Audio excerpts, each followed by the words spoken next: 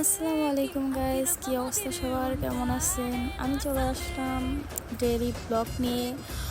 তো আজকে একটা দাওয়াত ছিল, তাই ঝটপট রেডি হয়ে চলে গেলাম দাওয়াতে।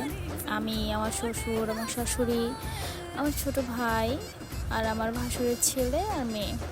তো ওদের সবাইকে নিয়ে চলে আসলাম, দেখতে দেখতে চলে আসলাম।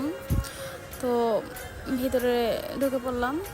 তো ঢোকার পরেই দেখলাম যে যার অনুষ্ঠান সে বর সেজে বসে রয়েছে।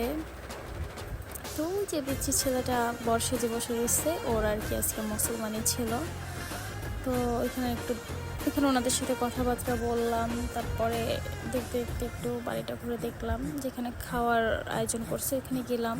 যার পর দেখি খুব সুন্দর করে ডেকোরেশন করছে। তো ওই তো আমার শ্বশুর ডাকতেছে যে তাড়াতাড়ি আসো, খেতে আসো। তো কি আর করার, চলে গেলাম।